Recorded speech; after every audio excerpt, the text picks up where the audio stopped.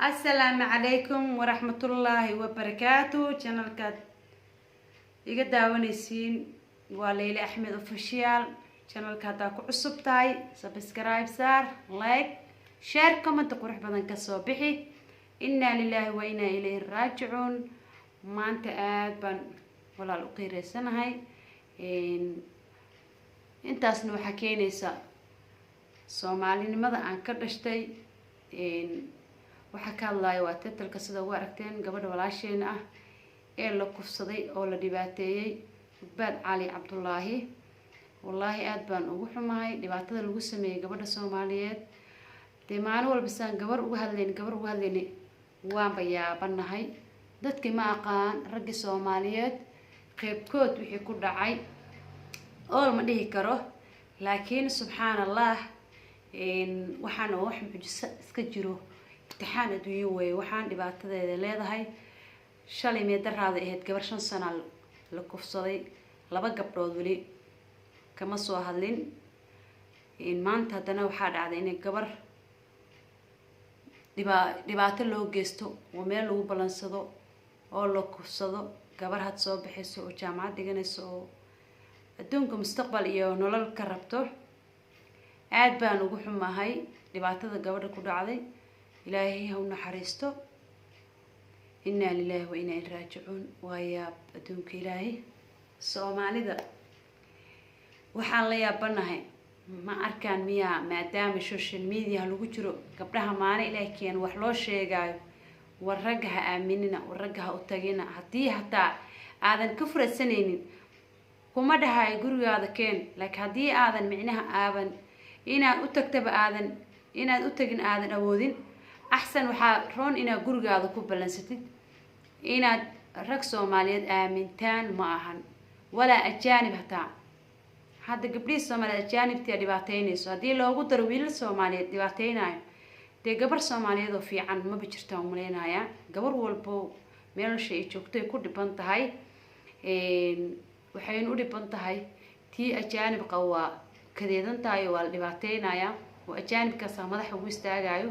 carab ha noqoto, cadaan ha noqoto, adiga waxaan jirkeeda ku oolin oo dhanba oon micnaha aan u danqanaynin oo dhanba waa dhibaateynaya, madaxa ugu istaagayaan. adiga ay kula dhalatay iyo walaasha ay tahay, hooyada ay tahay. oo aniga maanta isoo fariistay halkan magacnimada Soomaaliyeed, dadnimada Soomaaliyeed iyo inaan ahay haween haddana ahay hooyo. ma fahamtay? isoo fariistay way waxa keenay dhibaatadaas. aad bayn u xun tahay.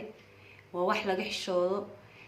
ragga Soomaaliyeed macallin dugsiga lagu leeyahay gabar 5 sano xoogay dugsigan soo dhigtay. Soomaaliya ku soo barbaaray, Soomaaliya wax ku dhalay. waligay ma arkin macallin dugsi. waxaana la dhihi jiray markaa yareen macallinkaada waa waalidkaadii labaad. macallinka quraanka aabaha Ilaahay naxariisto wuxuu dhihi jiray macallinkaada waa quraanka ku baraayo waa waalidkaadii labaad. wallahi nan bay ku sheegay inta ugu raacsan comment igu soo qorto macallin dugsi oo quraan dad baraayo wax kufsanayo leeyahay waa waxaan la yaabanahay. waxaan aniga aan la yaabay oo ugu noqotay wax mucjiso ah. mucjisada adduunka way soo kordhay, soo siyaaday. ilaahay ha naga amaansado, ilaahay awlaadda noo xafido. meel walba aan joogno ilaahay awlaadana xafido, annagana ilaahay na xafido. haween hadaan nahay waxaa dhibaato ah. shalay ahayd caasho waxaan ka soo hadlayay, waxa ka soo wareegtaa umaynaa waxaan bilameen. maanta waxaan ka hadlaynaa Baad oo saas loo galay. waa dhibaato mar walba haddii laga hadlo gabdhii Soomaaliyeed mid la xoogaayo, mid la kufsanaayo, mid la dhibaateynayo, haddana inta la kufsaday baa la dilay. taasna waxaa keenaysa aaminsanahay biyada iyo waxaa la leeyahay xeerka Soomaaliyeed u yaalo oo la kala qaadanayo. haddii qofkii gabar inta kufsada la dili lahaa sharciga Islaamka wuxuu qabo lagu sameey lahaa, diintu waxay ka qabto lagu sameey lahaa, tiirkaas la soo istaajiyo la dili lahaa, ma u maleynayo inuu micnaha ay dhici lahayd. laakiin qof walba tolu ka dhashtay waa loo soo istaagaa. waxaa leeyahay gabar ma wiil loo dilaayaa, tolkii ka dhalataya kastoo loo laabaya faatixada meesha lagu maranaya waa u dhamaatay. anaga xeer waxaan u leenahay diya inaan kala qaadano saa inaan kala yeelno. maxaa diya la kala qaataa? markaas waxaa dhici doonto inay gabdhihii u ordaan ajaanibta, ay ka ordaan, ay u ordaan wadan shisheeye, ay u ordaan dhul carbeed. waxaa wada guursanaya ajaanib, waxaa dhibaateynayo waxaan dhirkeeda ahayn, waxaan jirkeeda ahayn, waxaan dhiig Soomaali la sheeganin baa dhibaateynayo. wadankay ka ordeysaa, waayo wadankii gabar hadday ku dhashana way ka cabsanaysaa in gabar laga dhibaateysto. haddii ayada joogtana midka ayada shukaansanaysa aaminka ku qabin iyo midka ay la sheekaysanaysa ay la haawayso ay la hadlayso oo micnaha mustaqbal dhex yaalo bay aamineen. marka Soomaaliya ma garanayo aniga wax ka qaldan. Soomaaliya waxa la leeyahay ciyaal yar yar la kufsanaya. waxa hadda sanadkan iyo sanadka ku xigay haddana sanadkan 20ga ah waaba ziyaada, waaba dhibaato.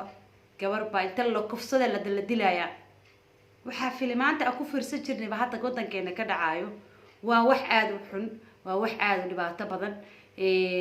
waxaa lagu leeyahay gabadha Soomaaliyeed maxay ajaanib u guurstay, maxay dhul shisheeye ka doontay, maxay wadanka gaalada u tagtay, maxay xijaabka u dhigtay.